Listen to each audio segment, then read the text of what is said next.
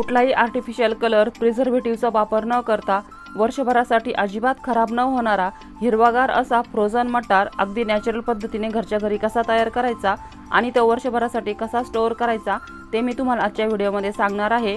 तर त्यासाठी आजचा व्हिडिओ स्किप न करता शेवटपर्यंत नक्की बघा।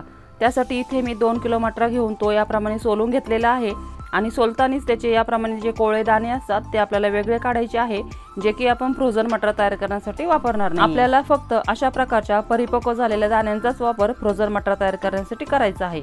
यामुळे आपला मटार अजिबात वर्षभर देखील खराब होत नाही। इथे मी गॅसवर एका पातेल्यामध्ये 2.5 लिटर एवढे पाणी उकळत ठेवलेले आहे आणि आता या पाण्याला उकळी आल्यानंतर यामध्ये आपले नाश्त्याचे जे चमचे असतात त्या चमच्याने आपल्याला फक्त 2 चमचे एवढी साखर घालायची आहे आणि यामध्ये आपण मिठाचा वापर अजिबात करणार नाहीये। मिठामुळे मटार श्रिंक होतो, आकसला जातो, त्यामुळे आपण यामध्ये मिठाचा वापर करायचा नाहीये। त्यानंतर यामध्ये आपण जो मटार घेतलेला आहे तो घालायचा आहे आणि आता याला फक्त 2 मिनिटांसाठीच उकळू द्यायचा आहे। मटार घातल्यानंतर तो तळाशी जाऊन बसतो, पण अगदी 2 मिनिटांमध्येच हा सर्व मटार पाण्याच्या वरती तरंगून येतो। तोपर्यंतच आपण याला बॉईल करून घ्यायचा आहे। साखर घातल्यामुळे मटारचा हिरवा रंग टिकून राहण्यासाठी मदत होते आणि मटार टेस्टी देखील होतो। मी व्हिडिओ अजिबात स्किप केलेला नाहीये, तर तुम्ही इथे बघू शकता हळूहळू आपला सर्व मटार जो आहे तो पाण्याच्या वरती तरंगून येत आहे। एकदा सर्व मटार पाण्याच्या वरती तरंगून आला की याला एकदा हलवून घ्यायचं आहे आणि गॅस आपल्याला बंद करायचा आहे। हलवून झाल्यानंतर इथे मी आता गॅस बंद केलेला आहे। त्यानंतर दुसऱ्या एका भांड्यामध्ये इथे मी नॉर्मल पाणी घेतलेलं आहे आणि आता त्यामध्ये मी खूप सारा बर्फ घालत आहे। यानंतर चाळणीच्या सहाय्याने अशा प्रकारे मटार आपल्याला काढून घ्यायचा आहे आणि तो लगेचच आपल्याला या बर्फाच्या पाण्यामध्ये घालायचा आहे, ज्यामुळे या मटाराची कुकिंग प्रोसेस देखील थांबली जाते आणि या मटाराचा हिरवागार जो रंग आहे तो देखील मेंटेन राहतो। आता हा मटार आपल्याला अर्ध्या तासासाठी या बर्फाच्या पाण्यामध्येच राहू द्यायचा आहे। अर्धा तास बर्फाच्या पाण्यामध्ये राहिल्यानंतर तुम्ही या मटारचा रंग बघू शकता।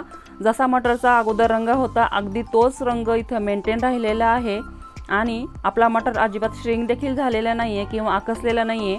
आता हा मटार आपल्याला एका चाळणीमध्ये याप्रमाणे काढून घ्यायचा आहे। आता हा मटार आपल्याला 5 मिनिटांसाठी चाळणीमध्येच ठेवायचा आहे, जेणेकरून यामधले सर्व पाणी खाली निथळून जाईल।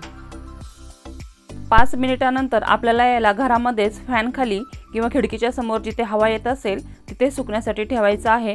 तर मी इथे फॅन खालीच एका टेबलवरती कॉटनची बेडशीट टाकलेली आहे आणि ही बेडशीट आपल्याला जे काही आपण कापड घेणार असतो ते स्वच्छ धुतलेलं क्लीन असायला हवं। त्यानंतर तो मटार जो आहे तो आपल्याला यावर याप्रमाणे अगदी पातळ याप्रमाणे पसरून घ्यायचा आहे। मटारचे वरचे पाणी सुकेपर्यंतच आपल्याला याला पसरून ठेवायचे आहे, जास्त याला आपल्याला सुकवायचं नाहीये। मी फक्त आता 10 मिनिटांसाठी सुकवत ठेवलेलं आहे आणि 10 मिनिटांनंतर जी बेडशीट मी घेतलेली होती तीच याप्रमाणे यावरती फोल्ड करत आहे आणि याला थोडंसं याप्रमाणे वरून हाताने प्रेस करून वरचे पाणी देखील आपल्याला पुसून घ्यायचे आहे। वरचे पाणी पुसून झाल्यानंतर परत एकदा याला आपल्याला पसरून ठेवायचं आहे आणखी 10 मिनिटांसाठी, जेणेकरून यावरती जे काही पाणी राहिलेले असेल ते देखील सुकले जाईल।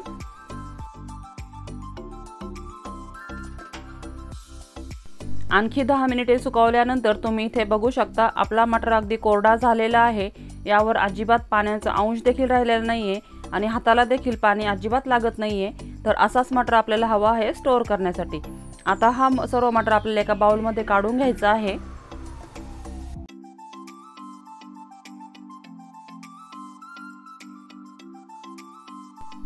आता हा मटार स्टोअर करण्यासाठी आपल्याला अशा प्रकारच्या छोट्या साईजच्या प्रेस लॉक असलेल्या पिशव्या घ्यायच्या आहेत।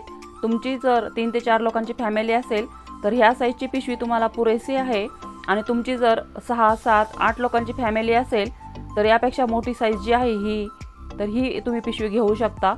या पिशव्या खूप काही अशा महाग नसतात, अगदी 1 रुपयाला एक पिशवी मिळते, सगळीकडे इझिली अवेलेबल असते। यामध्ये मटार स्टोअर केल्याने हायजेनिक देखील राहतो, खराब होत नाही आणि फ्रीजरमध्ये जागा देखील कमी लागते। आता एका वेळच्या वापरासाठी आपल्याला जेवढा मटार हवा असतो तेवढा मटार या पिशव्यामध्ये आपल्याला भरून घ्यायचा आहे। अशा छोट्या छोट्या पिशव्या केल्याने काय होतं की आपल्याला जर एकच पिशवी वापरायची आहे तर तेवढीच आपण फ्रीजरमधून बाहेर काढून ठेवायची, म्हणजे बाकीच्या मटाराचं टेम्परेचर कमी जास्त होत नाही आणि त्यामुळे आपला मटार बाकीचा देखील खराब होत नाही। तुम्ही जर अर्धा किलो 1 किलोच्या पिशव्यामध्ये हा मटार स्टोअर केला तर प्रत्येक वेळी वापरायच्या वेळी 1 तास तरी तुम्हाला ती पिशवी बाहेर काढून ठेवावी लागते आणि मग नॉर्मल टेम्परेचरला आल्यानंतर पाहिजे तेवढा मटार काढून घेतल्यानंतर उरलेला मटार आपण परत फ्रीजरमध्ये पॅक करून ठेवतो तर असे केल्याने काय होतं, ते राहिलेल्या मटाराचं टेम्परेचर कमी जास्त होतं आणि त्यामुळे तो मटार लवकर खराब होतो। तुम्ही इथे बघू शकता, साधारणपणे अर्धा कप मटार मी या पिशवीमध्ये भरून घेतलेले आहे। त्यानंतर यामधली हवा काढून घेतलेली आहे आणि त्यानंतर याचं प्रेस लॉक मी बंद करून घेतलेलं आहे। अशा प्रकारे आपली ही इथे एक पिशवी तयार झालेली आहे। अशाच आता मी सर्व पिशव्या इथे तयार करून घेतलेल्या आहेत। 1 किलो मटारामध्ये इथे माझ्या 10 पिशव्या भरलेल्या आहेत। आता या पिशव्या ठेवण्यासाठी मी अशा प्रकारचा एक इथे प्लास्टिकचा कंटेनर घेतलेला आहे आणि आता यामध्ये आपल्याला ह्या सर्व पिशव्या भरून घ्यायच्या आहेत। मागच्या वर्षी मी 5 किलोच्या क्वांटिटीमध्ये हा मटार बनवलेला होता, तर त्यातला अजून काही मटार शिल्लक आहे, तो देखील मी तुम्हाला पुढे व्हिडिओमध्ये दाखवणार आहे। तर व्हिडिओ शेवटपर्यंत नक्की बघा। 100% सक्सेसफुल रेसिपी आहे, तर तुम्ही देखील माझ्या पद्धतीने नक्की ट्राय करून बघा। तर अशा प्रकारे आपला हा कंटेनर तयार झालेला आहे फ्रीजरमध्ये ठेवून देण्यासाठी। आता हा कंटेनर आपल्याला फ्रीजरमध्ये, म्हणजे जिथे बर्फ तयार होतो तिथे आपल्याला ठेवायचा आहे।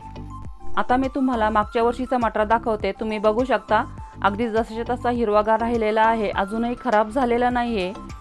तर तुम्ही देखील माझ्या पद्धतीने एकदा नक्की ट्राय करून बघा। आणि इकडे देखील डोअर शेल्फमध्ये अशा प्रकारच्या 3 छोट्या कंटेनरमध्ये आहे। तर एवढा मटार अजून शिल्लक राहिलेला आहे मागच्या वर्षीचा। आजचा व्हिडिओ जर तुम्हाला आवडला असेल तर व्हिडिओला लाईक, शेअर आणि चॅनलला सबस्क्राईब नक्की करा। आणि व्हिडिओ शेवटपर्यंत बघितल्याबद्दल सर्वांचे अगदी मनापासून धन्यवाद।